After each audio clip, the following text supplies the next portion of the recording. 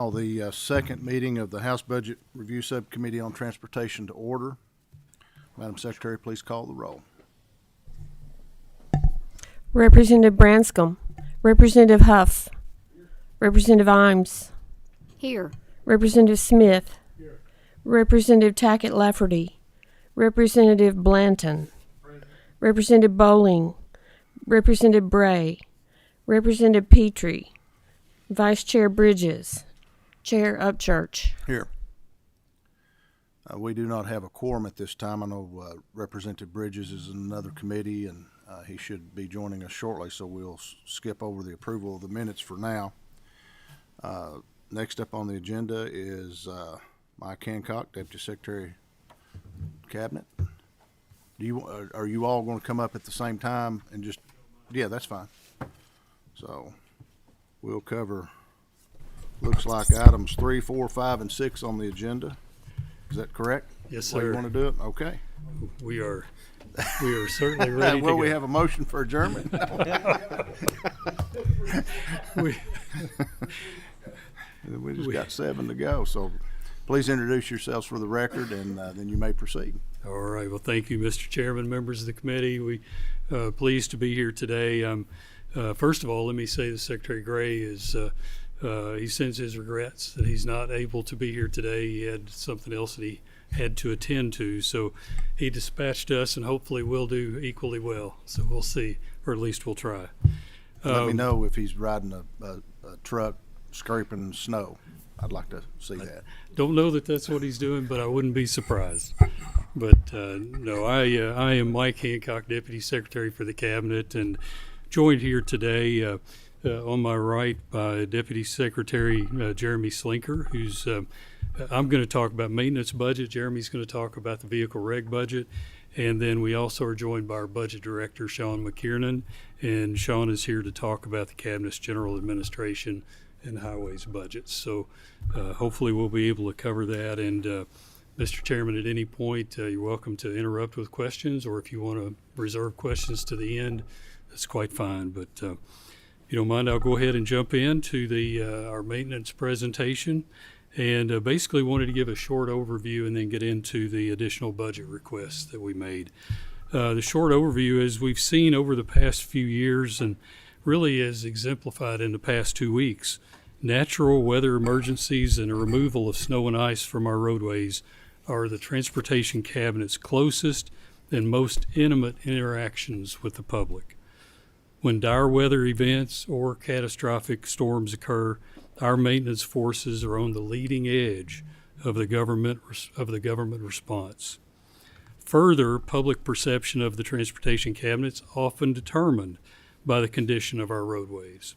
And whether it's extra mowing before Derby Day or the routine removal of roadside debris, litter, tree limbs, or rocks in the roadway, every driver in Kentucky sees our work every day, and they're quick to call you if something doesn't suit.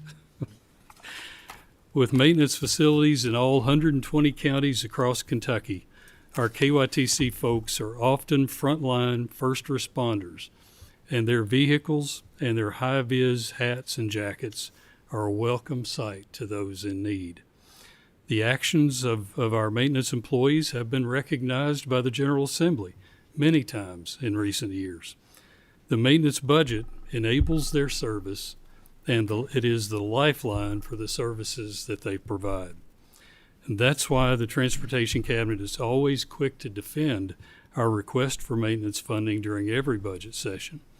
The public depends on our immediate response to roadway issues, and so do you. When our budget for maintenance doesn't grow, our ability to respond is also affected. As we mentioned in last week's testimony before the committee, the Federal Highway Administration's own Highway Construction Cost Index shows that from 2020 to 2025, highway construction costs increased by 61%. The Transportation Cabinet's maintenance budget has not been immune to those same cost concerns. What used to cost $1 million to accomplish now costs us $1.6 million. That's a way to look at it and to understand that this is the backdrop against which all road project activity, including our highway system maintenance, is budgeting. With regard to the requested additional budget requests for maintenance, in fiscal year 2024, the Division of Maintenance spent $488 million from the road fund to accomplish the Cabinet's basic maintenance functions. In fiscal year 2025, the Division of Maintenance spent $511 million from the road fund. So there was $488 million in fiscal year 2024 and $511 million in 2025. The baseline fiscal year 2026 road fund budget that we submitted to for the Division of Maintenance was $483.3 million. This baseline amount was the maximum growth that the budget instructions allowed, but it's short of the amounts we needed in fiscal years 2024 and 2025 to keep our roads adequately maintained. This $483.3 million amount is almost $5 million less than we spent in 2024 and almost $28 million less than we actually spent last year. This $483 million is about 25% of the total KYTC road fund budget. Our total road fund budget is about $1.9 billion. So our maintenance budget is about 25% of that. For fiscal year 2026, KYTC set aside $338 million for routine bridge and roadway maintenance. Of that amount, $35 million has been spent on snow and ice responses, representing 10% of the current year expenses so far. As we navigate the remainder of the winter and the usual host of springtime recovery activities that will occur as we go, our maintenance expenditures will certainly grow. Last year, we spent $85 million on snow and ice, which was about 16% of the total maintenance budget for last year. The additional budget request that we proposed and that was included in the governor's proposed budget for maintenance was $23.6 million for fiscal year 2027 and $38.6 million more in fiscal year 2028. This additional budget request would increase our maintenance budget to $507 million next year and $522 million in fiscal year 2028. These numbers represent increases to our base of 5% for next fiscal year and another 3% for fiscal year 2028. And more importantly, these additional funds will help us as we work to keep pace, or at least try to, with annual spending requirements.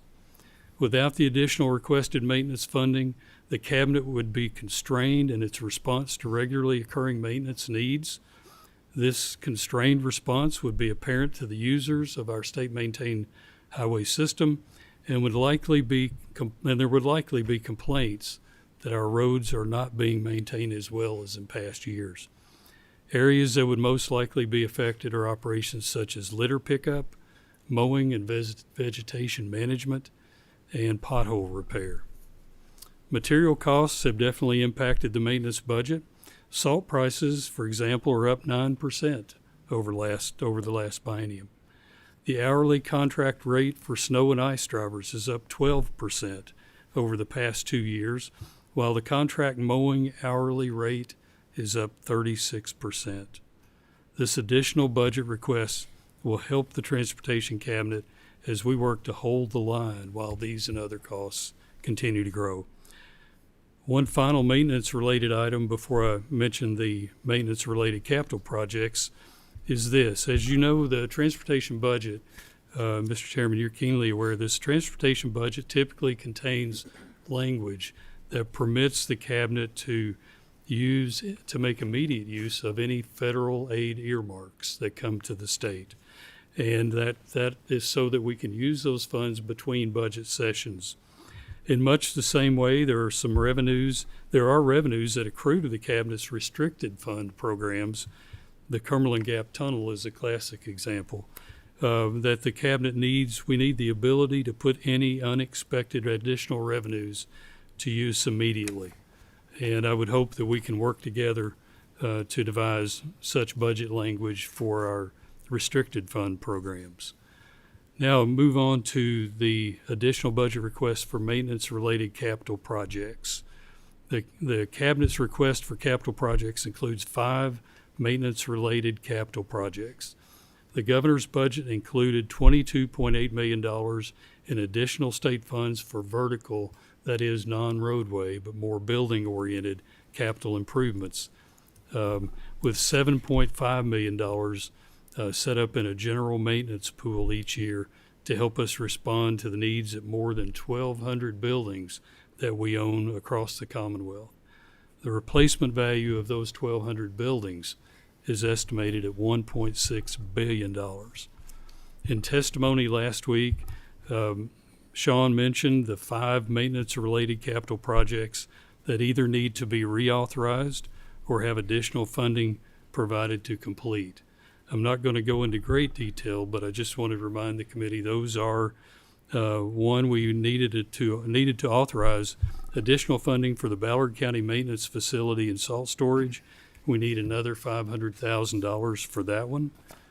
The second item was to authorize additional funding for the construction of the Hopkins County Maintenance and Salt Storage, and we need another $200,000 for that project. And then the third item was to reauthorize the construction of the Breckenridge County Maintenance Facility and Salt Facility. We're reauthorizing, or asking to reauthorize, the original $3.5 million for that project because we've been acquiring land for the project and have not yet begun construction. The fourth item was to authorize additional funding for the Whitley County Maintenance Facility and Salt Structure, and that project we need an additional $400,000 for. And then the final item was to authorize additional funding for the construction of the District 2 office and materials lab, and we need another $250,000 to complete that work. So, Mr. Chairman, with that completes the presentation on additional budget requests for maintenance and maintenance-related capital projects, and certainly open to questions on that, or if you would prefer, I can hand off to Jeremy. Why don't we just go do the full presentation, and then we'll come back to questions. All right, then let me turn it over to Jeremy for the presentation on vehicle reg. Right. Good afternoon, Mr. Chairman, committee members. Appreciate the opportunity to come here and Let me interrupt you just for a second. We do now have a quorum, so I need a motion to approve. Got a motion for the minutes, second. All those in favor signify by saying aye. Aye. All opposed, like sign. Motion carries. Minutes are approved. You may proceed. Please introduce yourself for the record. Yes, sir, Mr. Chairman. Jeremy Slinker, a Deputy Secretary with the Transportation Cabinet.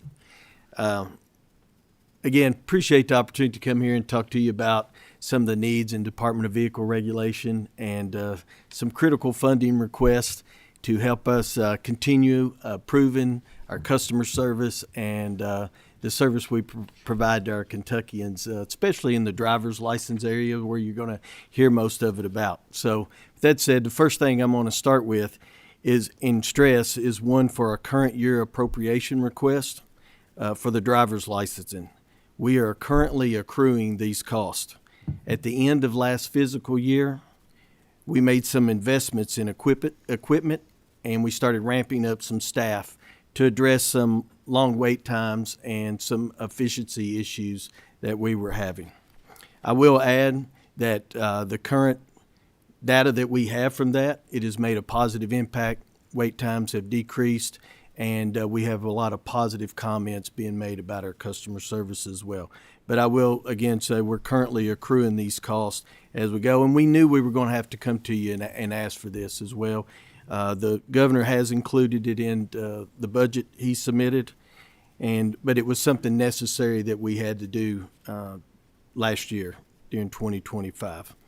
That number is $5,035,600, and that is to keep temporary contract workers in our offices and keep that staffing that we ramped up, keep them in place for the rest of this year. And what I will mention as well, that if it's not funded, that we would have to immediately reduce some of our operations in the regional offices, which again, we would hope not to do, as we've seen some very positive outcomes.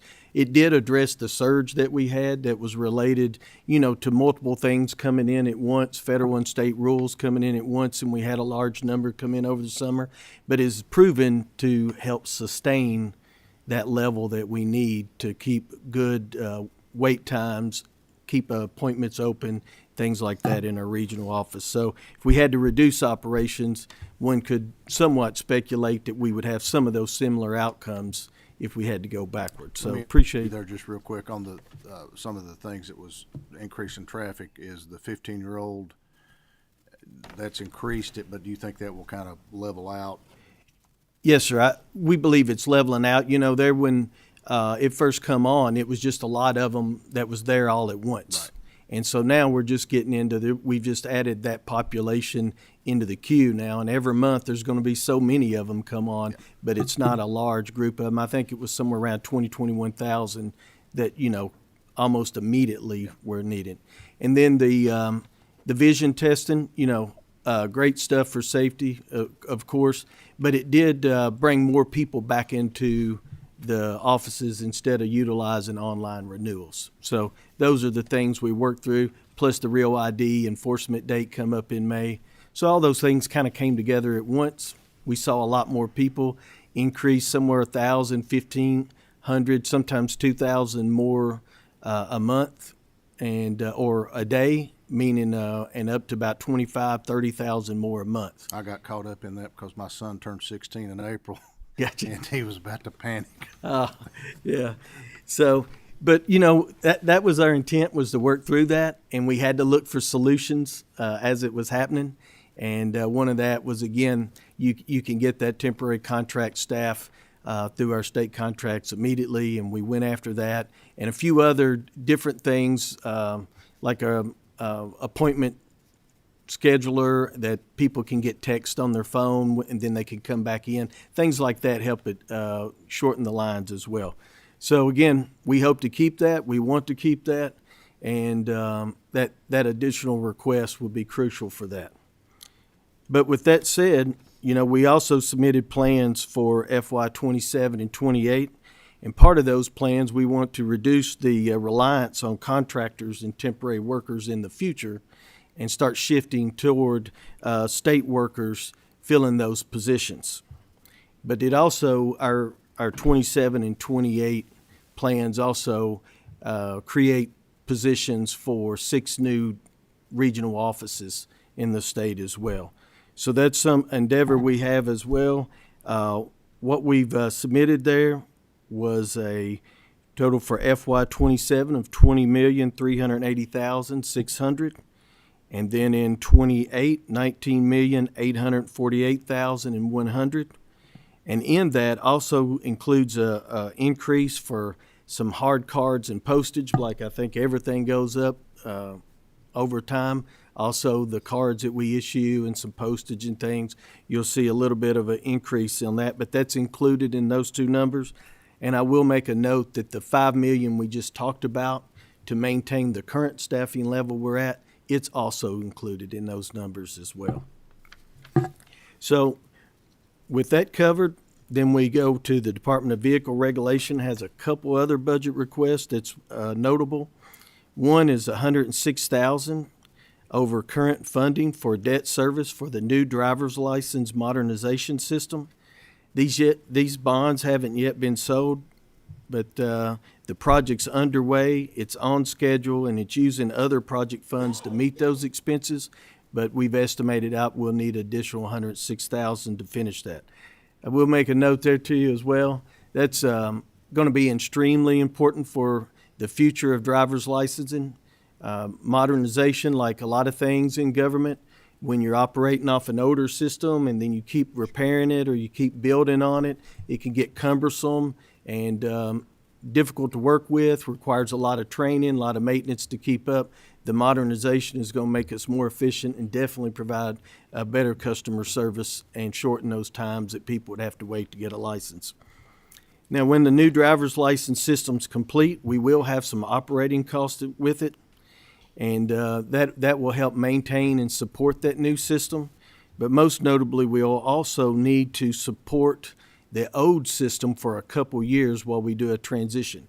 We've been using the old system for a while, so there's a lot of stuff there that we've got to build over into the new system before we just turn it off.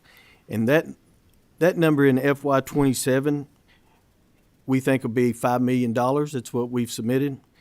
But then it'll decrease to $2.5 million in FY28, and then we don't anticipate asking for additional funding to maintain that system any longer beyond this biennium as well. But for that new system, agreements are actually in place for the work to be done, and this funding is necessary for a successful launch and a good operating system.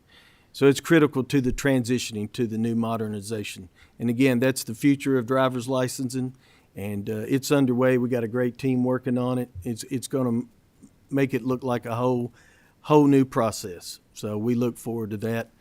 And covering those critical and significant budget requests we got, I again appreciate your time and listening to me explain them. And I'm here for any questions you have, or I think we're going to get the whole presentation in. Thank you. Good afternoon. Good afternoon. My name is Sean McKiernan. I'm Executive Director of the Office of Budget and Fiscal Management at the Transportation Cabinet. Just a few items to cover with you this afternoon. The governor's budget included funding for what we call AASHTOWare. That's the information software system developed and supported by the American Association of State Highway Transportation Officers, and it facilitates bid package preparation, lettings, reimbursement from the federal government, very important functions. It also maintains bridge inventories and road and bridge inspection records. In past years, this was included in our capital budget, but we have funding for the $1.2 million per year in the governor's budget as part of our operating budget, and this is vitally necessary to continue receiving access to the software, which includes ongoing support and anticipated enhancements. You asked about our request for funding for employee health exams. We are on track to spend about $110,000 this fiscal year on employee health exams. These are for CDL drivers primarily. Our request was for an additional $27,000 in each year of the upcoming biennium. And that's funding needed to cover health the increased costs that we're anticipating. We anticipate an increase in the cost of those exams, and we have more employees that require this testing. While the governor's budget didn't specifically include this funding, by not cutting the general administration budget as deeply as we expected, there was actually enough flexibility in the governor's budget to absorb these anticipated cost increases. You asked about a capital project in our submission to initiate some priority information technology projects, and that was for the Department of Highways. This request was for $1.2 million in each year, the upcoming biennium, and this funding could be used to address projects that have not been able to be completed with current levels of funding, important projects, but those projects that don't always get the top listing, and they're not the most important to keep things running. So this project actually ranked lower from among our projects, and so we were not surprised that it wasn't funded in the governor's budget. It's certainly a balancing act to figure out how best to spend the road funds that are very limited, as we all know. So we were also asked about District 7 office building renovation request. That was not included as part of the governor's budget. Of course, it's an important project. We submitted a request for $1.5 million, and that would address HVAC issues, potentially replacement, make plumbing and electrical repairs, and address bathroom and some other interior issues that the facility was facing. The facility is approximately 30 years old. The lighting outside and inside is outdated, and it's getting harder to replace parts. HVAC is outdated and hard to get original replacement parts. The copper wiring is, the copper pipes are showing signs of stress. Again, the project was ranked pretty low. It was number 24 out of 25 projects, so we were not surprised when it was not funded. The governor's budget did provide a maintenance pool of $7.5 million each year, and I think that's in recognition of our 1,200 facilities throughout the Commonwealth, and a policy statement in a way that we need funding to keep up our facilities. Finally, we requested a $3.1 million restricted fund appropriation increase for Trimark and the Cumberland Gap Tunnel System, and I believe there was a question about this additional budget request.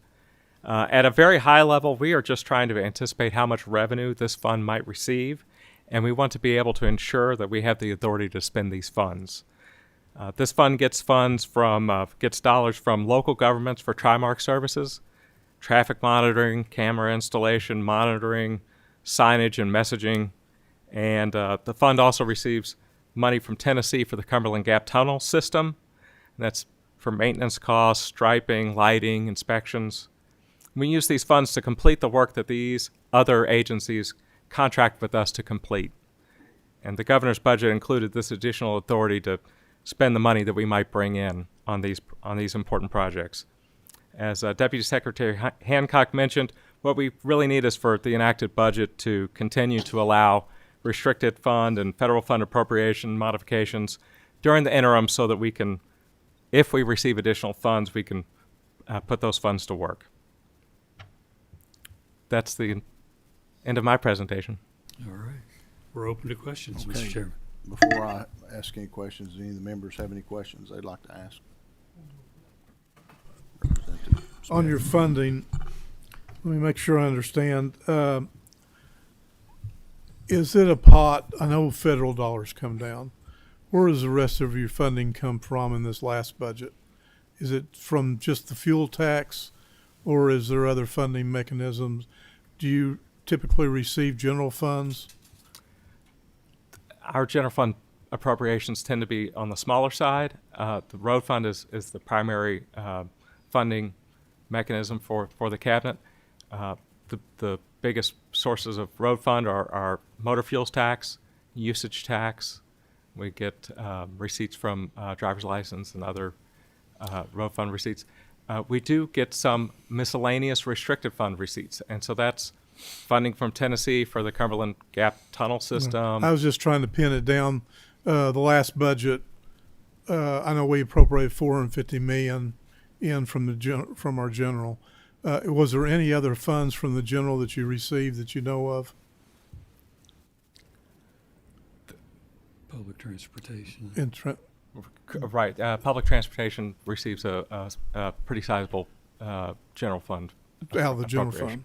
Okay. So your Department of Aviation as well. Yes. okay. So your request on all these increases, you're asking for it out of the general fund? No, sir. All of these were for road fund, making use of the road fund revenue. That you already anticipated Yes, sir. receipts. So you're not asking for any additional funds Correct. from out of the budget? Correct. Okay. Thank you, Mr. Chairman. Any other questions, any of the members? Just a couple that I have. I know you've covered some of the questions we submitted. On the employee health, is that for those health exams? That is primarily for CDL renewals, or is that for new employees coming on? How do we do that? I believe it's an annual health exam that's required. And so we're asking for 27,000 more. What's the total cost of that annually? Currently, roughly? we're spending about $110,000 per year, and so we are seeing that the reimbursements that we give employees for these health exams, they send us a receipt, and we reimburse them for their cost. We have a limit of $150 per employee, and we are seeing that is going up, and so that's the nature of the increase. And then also we have more CDL holders, and so that is also providing a portion of the increase. Is any of that covered through the health insurance plan that the employees have, or can it be? It is in addition to the standard plan. Okay. And then on the Trimark with Cumberland Gap, how often do we renegotiate that contract? Is that something that's annually, or is that? As you guys know, John. I believe it's an annual contract. Okay. And then we talked about District 7, and of course that wasn't included in the governor's, but it is an agency request. Can you kind of cover that again? Certainly. District 7 office building is a $1.5 million request. HVAC, plumbing, electrical repairs, and some bathroom and interior issues. Okay. I believe that's, are there any questions, any of the members? Representative Smith? Mr. Chairman, that brought to my attention. This is actually for public knowledge. I guess for the registration. CDLs, do we have specific areas in CDLs that they're receiving that they have to be able to speak English or be able to read English? Do you know, Mr. Hancock? Is that, because we're seeing this nationwide right now, and that's the reason I'm asking, is that something that we're covering here in Kentucky? Yeah, I don't know that specifically. Okay. Go ahead, Jeremy. Hey, it's Jeremy. So the testing side of things, is conducted by Kentucky State Police. So I'd be afraid to step in and maybe answer a question for them. Okay, thank you, Mr. Chairman.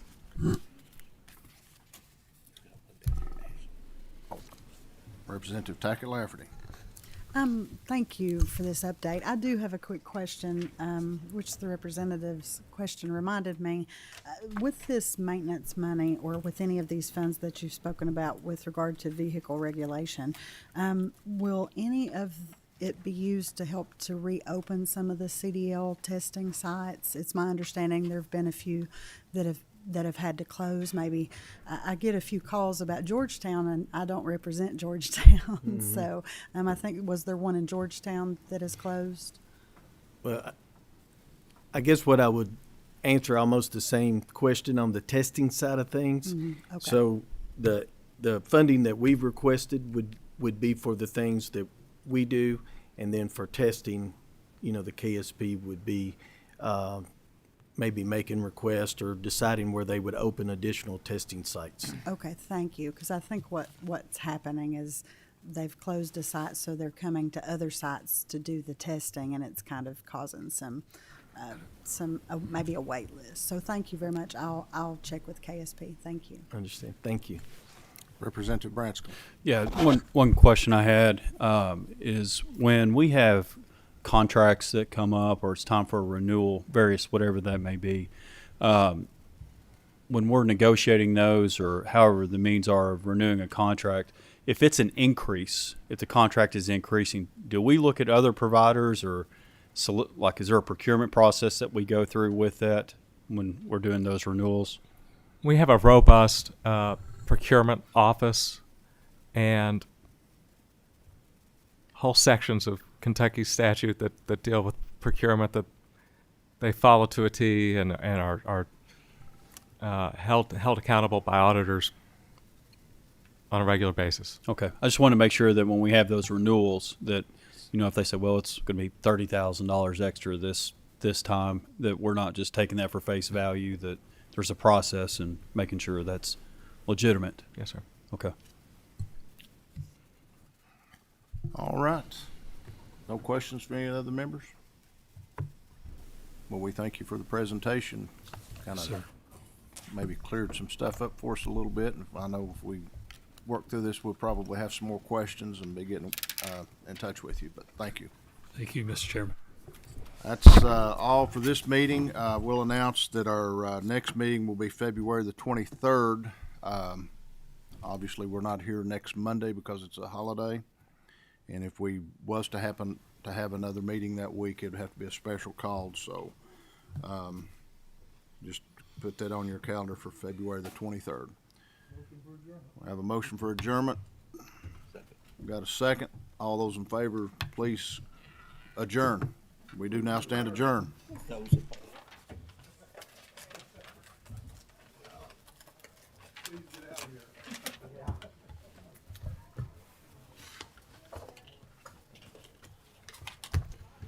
Kaylin, I went ahead and put that project in there. It'll be in version 4. I've rolled forward a new version, and that's the only difference between 3 and 4 so far is that project. So